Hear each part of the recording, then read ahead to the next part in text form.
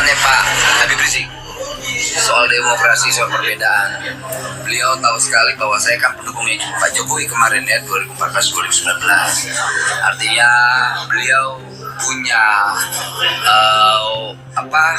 pemikiran yang begitu luar biasa. Artinya perbedaan itu dianggap biasa dalam Islam, di FPI bahkan itu. Jadi ya selama ini narasi-narasi terkait radikalisme dan sebagainya sebetulnya sudah terbantahkan hari ini dengan saya hadir di markas besar FPI.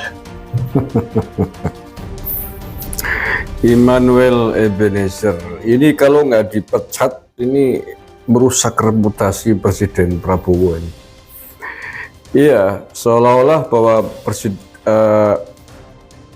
kedatangan Immanuel Ebenezer bertemu dengan Rizik Syihab ini kalau tidak diberi sanksi, tidak dipecat ini orang, akan mengesankan bahwa kedatangannya membawa misinya Pak Prabowo.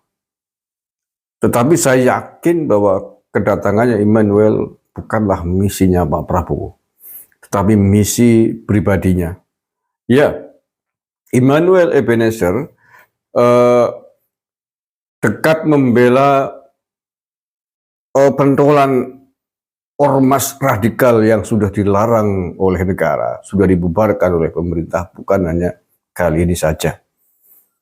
Bukan hanya kali ini saja, Immanuel Ebenezer membela Rizik Syihab yang tidak lain adalah mantan ketua umum ormas yang sudah dilarang, sudah dibubarkan oleh negara, FPI. Mengapa dibubarkan? Jelas karena ormas radikal membahayakan bangsa dan negara, ingin khilafah, mendukung ISIS, ingin menegakkan NKRI bersyariah.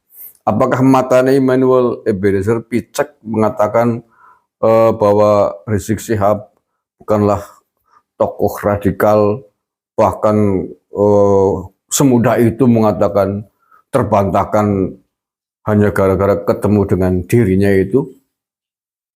Apa Immanuel Ebenezer kemudian akan merasa lebih pintar dari Menko Polhukam Pak Mahfud MD dan seluruh elit negara ketika itu yang bersama-sama membuat keputusan membubarkan ormas terlarang dan melarang seluruh atribut ormas pimpinannya Rizik Syihab ini dikenakan pasca ditetapkan menjadi ormas terlarang? Ente siapa? Nah, menurut saya Immanuel Ebenezer ini sesungguhnya sedang menampakkan jati dirinya. Jati diri sebagai seorang yang mendukung pro dengan ormas radikal bernama FPI itu. Ya, mengapa saya katakan demikian? Dia mendukung pentolan ormas radikal FPI bukan hanya kali ini saja. Tahun 2022 yang lalu, dia membela Munarman ketika di sidang pada kasus terorisme. Ia Immanuel Ebenezer ini membela, menjadi saksi yang meringankan membela Munarman. Dan pasca dia menjadi saksi membela Munarman, ia kemudian dipecat oleh pemerintah ketika itu dari jabatan sebagai komisaris di anak perusahaan BUMN PT Pupuk Indonesia. Ya, karena tentu sajalah ketika itu Presiden Jokowi sedang gencar-gencarnya melawan pelaku-pelaku intoleran, pelaku radikalisme, apalagi yang sudah jelas-jelas menjadi sekjen ormas FPI, dibela oleh ketua Comani, Jokomania. Sehingga menurut saya ini orang sedang berkamuflase di balik pembelaannya kepada Jokowi, tapi ternyata membela musuh besarnya Pak Jokowi. Nah, oleh karena itulah pantas layak kemudian kalau Immanuel Ebenezer dipecat, diberhentikan dari jabatan sebagai komisaris. Nah, nampaknya itu tidak menjadi pelajaran. Hari ini diulangi dengan mengunjungi Rizik Syihab, memuji-mujinya, mengatakan Rizik Syihab bukan sebagai seorang tokoh radikal. Semua orang pun tahu di Indonesia siapa Rizik Syihab. Kok bisa-bisanya pejabat negara sekapasitas wakil menteri, ya wakil menteri tenaga kerja, berkunjung ke sana memuji-muji Rizik Syihab. Ini apa-apaan? Dan saya tidak percaya, tidak yakin bahwa ini adalah misinya Presiden Prabowo. Sama sekali saya tidak percaya. Ini adalah misi pribadinya dan ini adalah jati dirinya Immanuel Ebenezer sesungguhnya. Dia selama ini telah terbukti sebagai orang yang dekat dengan kelompok radikal. Ya, setidaknya 2 kali, dan itu pentolan yang didekati, yang dipuji, yang dibela. Nah ya, Rizik Syihab dan Munarman kan pentolan dua-duanya. Dulu Munarman kan sekretaris umum FPI.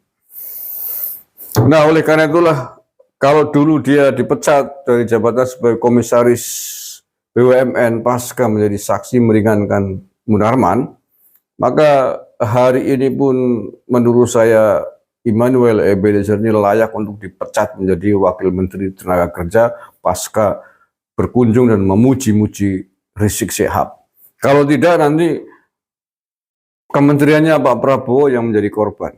Pemerintahnya Pak Prabowo, nama baiknya Pak Prabowo yang akan cemar, akan buruk, seolah-olah melindungi tokoh-tokoh radikal, seolah-olah bersekutu bekerjasama dengan tokoh-tokoh radikal. Maka mudah-mudahan tidak lama lagi Immanuel Ebenezer juga segera diberhentikan, segera dipecat dari jabatannya menjadi wakil menteri tenaga kerja. Karena langkah-langkahnya, statementnya yang sangat tidak populer dan mencemari kewibawaan, kebersihan Presiden Prabowo hari ini yang sedang banyak mendapatkan ujian, banyak mendapatkan perlawanan, banyak mendapatkan hujatan, fitnah dari lawan-lawan politiknya. Diperkeruh, diperparah dengan anak buahnya yang model begini ini. Makanya menurut saya harus segera dipecat ini Immanuel Ebenezer. Sama kayak dulu ketika Pak Jokowi memecat Immanuel dari jabatan komisaris BUMN itu. Itu menurut saya untuk membuktikan bahwa dia datang ke tempatnya Rizik Syihab bukanlah misinya Pak Prabowo. Sebagai bukti bahwa itu adalah bukan kehendaknya Pak Prabowo, harusnya dipecat orang ini. Harus dipecat menurut saya. Tapi kalau dibiarkan, dipertahankan, ketika kemudian orang menuduh bahwa ternyata Pak Prabowo masih mesra dengan tokoh-tokoh radikal, tokoh-tokoh FPI, ya itu tidak terlalu salah kalau ada orang mengatakan demikian. Dan itu melukai usaha negara selama 10 tahun terakhir di bawah kepemimpinan Pak Jokowi untuk membersihkan bangsa dan negara ini dari tokoh-tokoh intoleran, tokoh-tokoh radikalisme, dan kasus-kasus terorisme. Nah, untuk itu sekali lagi menurut saya perlu untuk dikasih sanksi orang-orang yang hari ini masih berusaha berdekatan dengan tokoh-tokoh radikal yang menjadi toksik bagi persatuan Indonesia, yang menjadi toksik bagi Bhinneka Tunggal Ika yang harus selama ini sudah kita rawat dengan baik. Terima kasih. Assalamualaikum warahmatullahi wabarakatuh.